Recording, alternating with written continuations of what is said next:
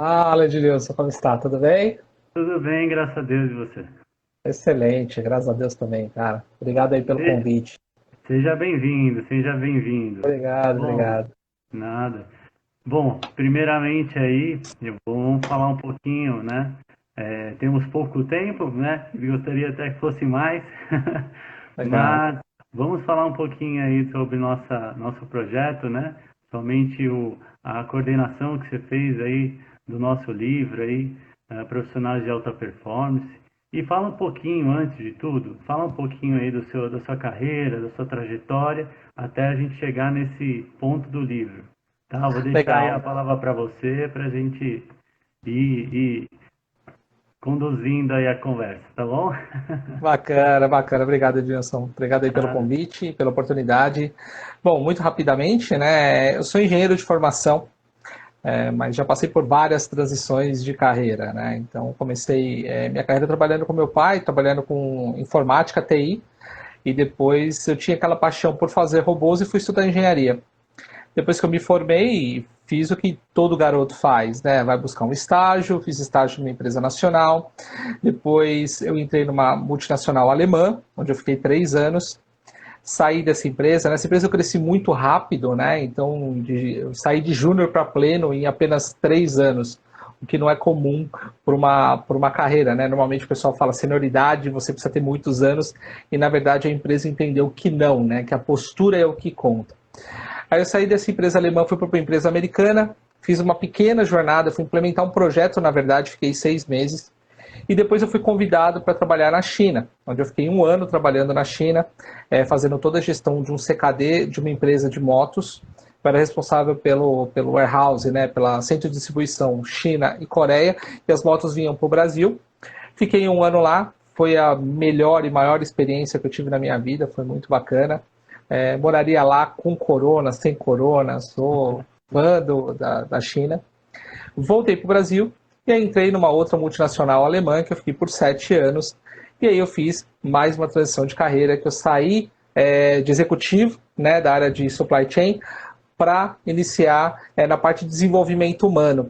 Neste meio tempo, apareceu a oportunidade para eu ser coautor de um livro, né, onde eu fui coautor e escrevi um capítulo. E aí a própria editora me convidou para coordenar o projeto de um livro que já estava na minha cabeça, que era para falar de alta performance, é algo que eu sou apaixonado. Eu acho que a alta performance ela tem que ser um estilo de vida e não somente falar de alta performance.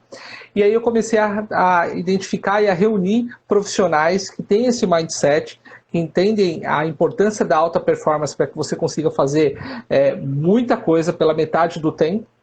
E aí a gente acabou se conhecendo, acabou tendo contato aí no livro através da editora, e o livro foi um sucesso, graças a Deus. Você está sendo, né? Está sendo. Bom, graças a Deus, graças a Deus. E fala um pouquinho assim, você falou dessa experiência da China, que isso foi importante para você. Fala para mim assim, quais são as habilidades ali que você aprendeu, o que que você pôde de transformação que você teve nessa experiência que você teve. Conta um pouquinho aí o que que você teve que aprender, eu não sei, talvez uma outra língua. Fala um pouquinho aí dessa experiência pra gente. Bacana. Na verdade, quando me ofereceram essa oportunidade, né, foi uma pessoa que trabalhou comigo na segunda empresa, na empresa alemã que eu trabalhei, e foi muito inesperado, porque ele me fez o convite, falei para ele, olha, eu não falo bem inglês, meu inglês era de básico para o intermediário, não falo chinês, é, e a empresa ficava numa cidade, não como Pequim e Xangai, que o pessoal falava inglês. Ficava numa cidade, ficava em Chongqing, uma cidade no meio da China, onde tinha poucos estrangeiros. Né? E muita gente não falava inglês lá. A maioria das pessoas falava o chinês, que é natural, porque não tinha tanto estrangeiro. Só que ele apostou. Né? Então, a principal habilidade que eu percebi que eu tinha desenvolvido, que foi um dos motivos pela qual eu saí de júnior para sênior em pouco tempo, é a aprendizagem acelerada. Falei para ele, falei, olha, eu tenho uma capacidade muito grande de aprender. Então, se você realmente apostar em mim e me der a oportunidade, em um mês eu vou estar falando inglês, em pouco tempo eu vou estar me comunicando em chinês. Logo que eu aceitei o desafio, eu me matriculei numa escola de chinês lá na cidade, fui procurando pela internet, encontrei uma escola, cheguei lá e falei o seguinte, olha, não falo inglês, tudo pelo Google, né, tradutor, eu não falo inglês, quero aprender o inglês e o chinês, como é que eu faço?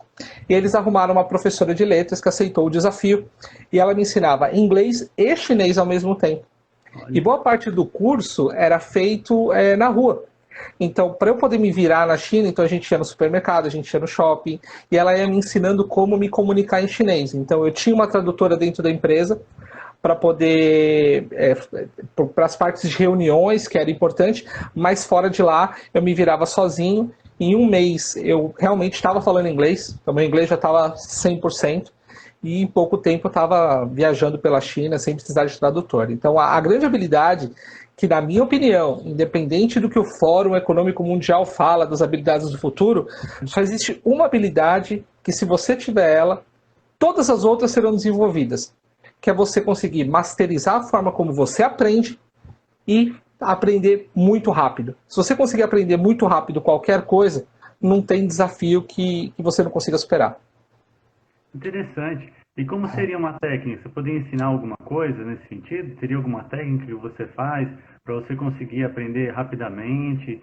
Como que você usa aí a sua mente para aprender essas habilidades? Assim que a linguística não deve ser uma habilidade mental, né? Porque a gente tem corporal, tem outras habilidades que a gente possa desenvolver. Mas a habilidade mental é interessante. Qual que é a técnica que geralmente você usa? Você pode falar para gente? Claro, claro. Desde cedo, meu pai sempre foi muito estudioso e sempre quis que eu estudasse muito. Né? Então, ele sempre me deu muitos livros para ler. Então, eu, com 17 anos, ele me deu a coleção do Lobsang Rampa, que é um monge tibetano, uma coletânea antiga, e ele me deu vários cursos de leitura dinâmica. Né? E o que eu percebi? Que a melhor forma de você aprender é você entender a forma como você aprende.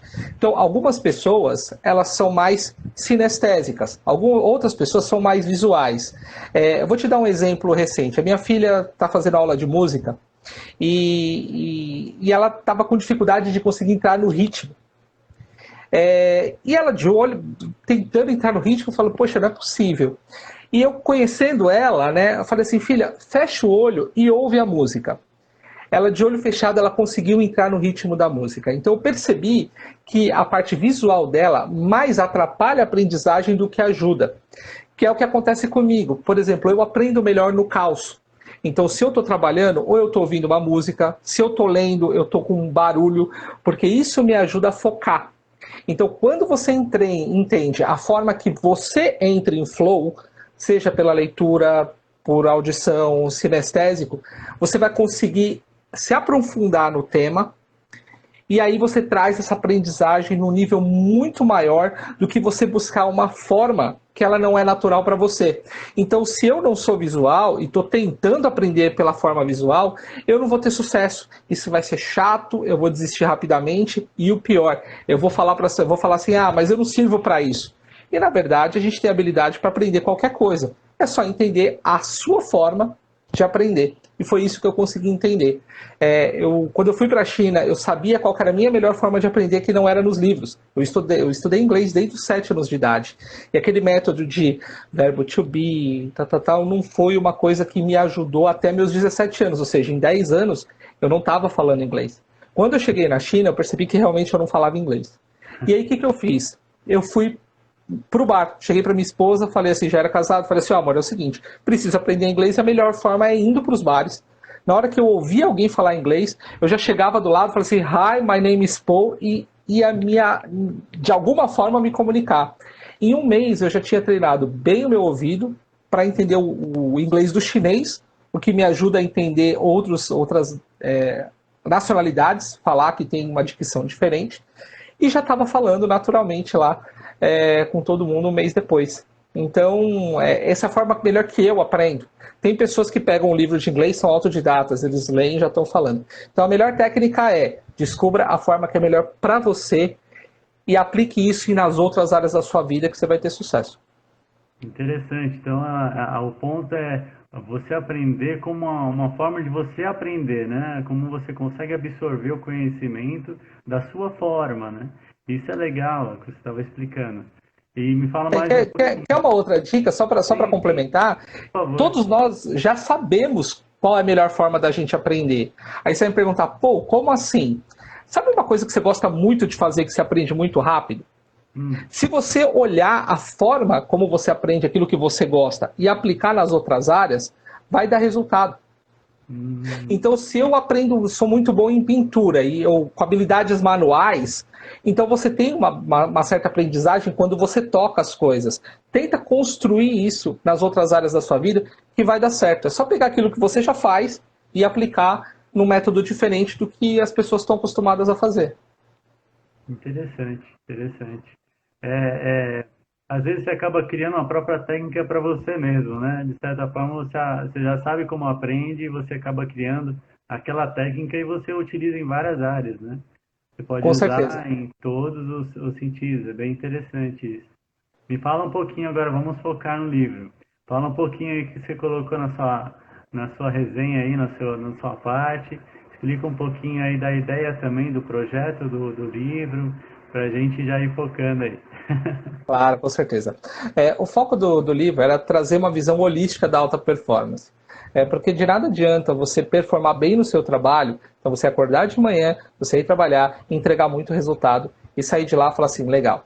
Só que a sua parte pessoal ela não está boa, a forma como você lida com as pessoas não está boa, você está trabalhando demais, e o pior, você não está conseguindo dormir direito e nem acordar com aquela disposição para você realizar seu trabalho. E aí o que você faz? Você entrega muito resultado num lado e aí você não tem energia para conseguir lidar com os outros pratos que a gente tem que equilibrar ao longo da vida. E ser uma pessoa, um profissional de alta performance, é você conseguir entregar o dobro na metade do tempo, equilibrando todos os pratos, sem deixar nenhum cair. Eu sempre fui a favor de nenhum sucesso na sua vida profissional justifica um fracasso na sua vida pessoal, um fracasso na sua saúde. Então, quando eu criei esse projeto, foi com a visão de trazer diversas competências para dentro do livro. Então, tem pessoas que falam de alimentação, que é extremamente importante, às vezes a gente negligencia isso. A gente fala de energias, que é muito importante, nós nos alimentamos de energia. Por que nós não nos vemos como um ser energético? Como é que a gente consegue ter mais energia à disposição? Como é que eu consigo desenvolver competências? Como é que eu trabalho a minha inteligência emocional, que é fundamental nos dias de hoje? Então, eu pensei em trazer uma visão 360 para o livro, e a parte boa foi isso, foi trazer e unir diversas competências, e esse é o grande sucesso que nós tivemos aí, né? Então o projeto nasceu daí, de poder levar um conteúdo para que a pessoa analise a sua vida como um todo. Do meu capítulo especificamente, eu trouxe um pouquinho do que eu entendo por ser um profissional de alta performance. A importância de você desenvolver sua inteligência emocional, a importância do autoconhecimento, então de você se autoconhecer através de ferramentas que existem diversas no mercado, né, todas elas com a sua eficácia. Algumas funcionam melhor para algumas pessoas, outras para outras, então é muito importante encontrar um profissional altamente capacitado, mas fazer uma análise de perfil comportamental, entender qual que é a melhor forma de você lidar, qual que é a sua melhor forma de comunicação, que é muito importante. Então eu reuni uma série de técnicas que eu entendo ser as técnicas principais e as primeiras, né, porque existem muitas, para um profissional performar bem e conseguir equilibrar todos os pratos da sua vida. Qual que é o desafio maior assim que você vê de um profissional hoje que tem que trabalhar com muitos ramos ou mesmo na própria função tem que exercer várias atividades ao mesmo tempo? Como você vê aí o que você vê aí para esse novo profissional aí que tem que se adaptar a essas mudanças aí que tivemos aí, né? Também até de comunicação, da forma de se comunicar, né? Como você vê o momento de agora, assim, o que você poderia dar dicas também para esses profissionais que estão nesse momento aí de flexibilidade, vamos dizer assim? O momento provou o quanto nós não sabemos lidar com as emoções, né? Como nós não sabemos entender as nossas emoções. Então, a inteligência emocional é o primeiro passo. Ela é fundamental para que você consiga ter sucesso. Porque somente a inteligência emocional vai conseguir reduzir a pressão externa que é imposta e a pressão interna, porque se você pega, por exemplo, a mulher, ela tem a pressão de ser uma boa esposa, uma boa mãe, ela tem que cuidar da casa, ou seja, ela tem muito mais pratos para equilibrar, por exemplo, do que um homem. O homem, por um outro lado, ele quer prover cada vez mais para sua casa, então ele coloca uma pressão diferente mais no trabalho. Então, nessa época de pandemia, a inteligência emocional, ela se provou necessária e que precisa de urgência para desenvolvimento, porque diversas pessoas não souberam como lidar, trabalhar aqui e ter o filho passando do lado, ou saber como lidar com a demanda de, olha, 5h30 eu preciso parar porque eu preciso também cuidar da minha família. Então, na minha opinião, a inteligência emocional ela é fundamental, necessária, que as pessoas precisam focar no desenvolvimento. Pela minha experiência, e eu que já tive... passei por diversos processos, foram 2 anos para conseguir desenvolver minha inteligência emocional. Eu entendi que a agilidade emocional, que é o conceito da Susan David, é a melhor ferramenta para que você consiga lidar com ela. Você consegue reduzir a pressão, você consegue trabalhar muito mais leve e principalmente entender que tem coisas que você não tem ação sobre, então deixa para lá, não se preocupa com isso. Né? Você vai fazer o melhor que você puder naquele momento. 5 minutos depois, você pode até fazer melhor, mas naquele momento você entregou tudo que você podia. Ser o seu melhor naquele momento, é isso? Exato, porque eu não consigo saber... Por exemplo, eu tenho uma ideia agora. Essa ideia é a melhor ideia que eu tenho nesse momento. Se eu for esperar para aplicar, eu posso perder o timing. E timing é uma coisa fundamental.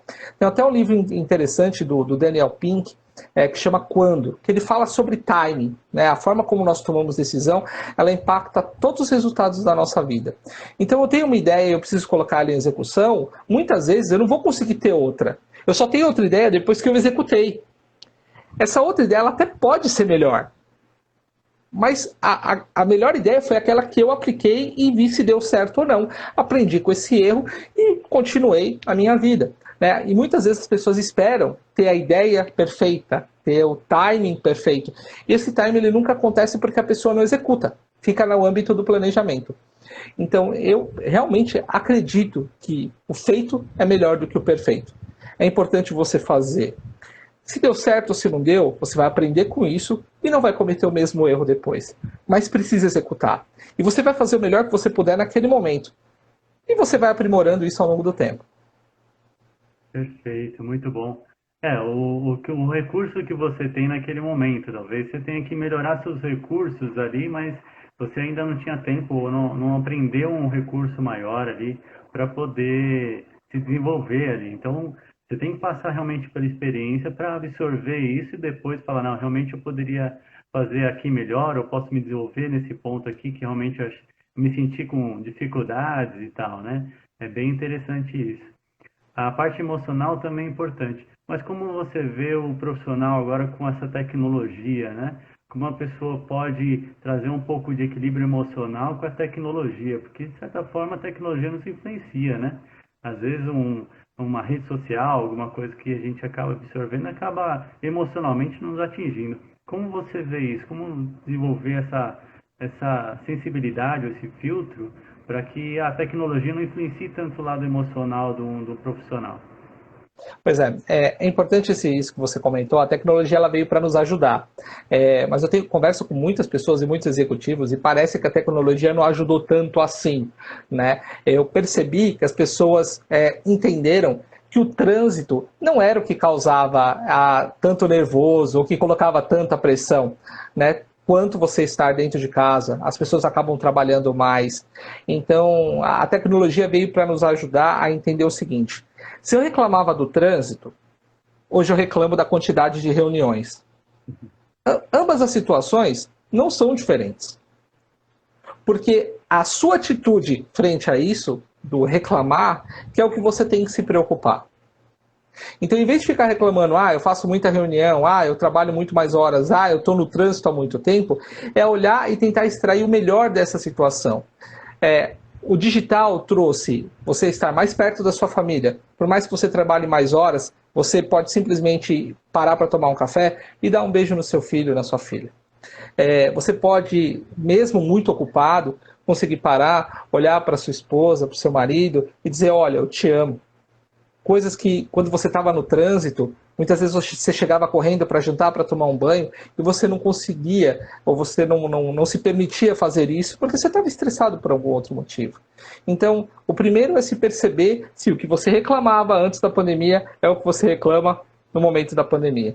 E depois é perceber que a pandemia, ela, mesmo com o isolamento social, ela nos permitiu olhar para dentro, né, a forma como eu estou lidando com a situação e estar mais próximo da família. E isso não tem preço. Eu não conheço nenhum profissional antes da pandemia que falava, poxa, eu quero mais tempo para minha família. Tá aí, a pandemia te entregou isso. E será que você está aproveitando tudo que você pode aproveitar? Ou você está na frente do computador reclamando que não está dando conta de tudo que você está fazendo? Então, o digital ele nos permite analisar essas situações e refletir sobre elas e tomar uma ação muito importante, que é aproveitar esse momento que você está mais em casa, curtir mais sua família e principalmente aprender a lidar com toda essa demanda que muitas vezes a gente não conseguia porque estava em trânsito, porque estava em trajeto. Agora você pode porque você está dentro de casa. Excelente, pô. Bom, pô, eu tô nos 5 minutinhos finais aí. Eu vou Legal. deixar a palavra para você fazer um fechamento, mas aproveita aí e já fala um pouco mais do livro, dos outros coautores também. Agradece a todos aí. Eu já aproveito também e já agradeço. Imagina. E deixar a palavra para você aí, fazer a finalização, falar um pouquinho mais, deixar uma frase aí, uma coisa importante aí para as pessoas que vão assistir essa live. Primeiro que eu tenho a agradecer são todos os coautores que acreditaram no projeto, tá? Que compraram esse projeto. Realmente foi muito importante para a gente levar uma visão sobre a alta performance que muitas pessoas não têm, né? Então agradeço a todos os coautores que entregaram o seu máximo para gerar muito conteúdo para a nossa audiência. Agradecer a todos que adquiriram o livro e que adquirem o livro ainda e que vão adquirir, porque realmente é um conteúdo muito especial que vai transformar a sua vida e a sua carreira. É isso aí, ele está aqui do meu lado, tem outro aqui em cima também, está aqui do ladinho. Então, o feedback de todos, daqueles que leram o livro, foi muito bacana e que dá um ânimo para a gente sabendo que a gente está no caminho certo. E uma mensagem final que eu tenho que dar para todos é: tirem a culpa das costas. A gente se culpa por tudo. Se culpa por não ter tempo, se culpa por não ser um bom marido, uma boa esposa, por não ser um bom amigo.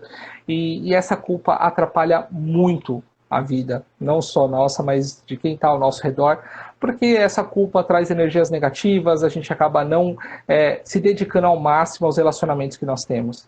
Então, tirem a culpa das costas, tá difícil para todos, não só para você, e sabendo disso, tente fazer o melhor que você puder com o que você tem em mãos. Uma vez que você consiga entregar o seu máximo e no final do dia colocar a cabeça do travesseiro e pensar, não sei se eu tive o resultado positivo, eu não sei se foi bom, mas eu entreguei tudo que eu podia ali, você já está na frente de muitos brasileiros que só lamentam, não executam e principalmente continuam com culpa. Então esse é o recado que eu deixo aí para a nossa audiência. Eu agradeço aí, pô, por todas as palavras, obrigado aí pela entrevista também, parabéns Imagina, pelo obrigado. projeto, agradeço também por ter participado do projeto, espero que tenhamos vários juntos aí. Com certeza vamos ter. Obrigado por acreditar no projeto e pelo convite para poder gerar esse conteúdo aí para a sua audiência. Com certeza, é importante a gente espalhar o conhecimento, né, ser a luz aí para muitas pessoas que realmente querem conhecer um pouco mais, buscar um pouco mais e poder ser melhor a cada dia, né? Com certeza. Como coaches, né, como nós somos coaches, aí a gente pensa sempre nesse ponto e aí é isso aí. Eu estou fazendo várias lives aqui com os coautores também, cada um mostrando o ponto de vista, mostrando as habilidades, capacidades também que você possa desenvolver, né? E isso eu acho que é importante, acho que é o mínimo que a gente faz para a gente poder trazer luz e criatividade nesses momentos. Com certeza, Tá com bom, certeza. pô? Obrigado aí por acreditar no projeto e no convite também de poder compartilhar um pouquinho da minha história. Gratidão, gratidão. Uma boa noite a todos que assistiram a Boa live noite. aí, pô, parabéns, gratidão novamente. Até mais aí, até a próxima live. Obrigado a todos. Um abraço. Valeu, até mais, tchau, tchau. Tchau.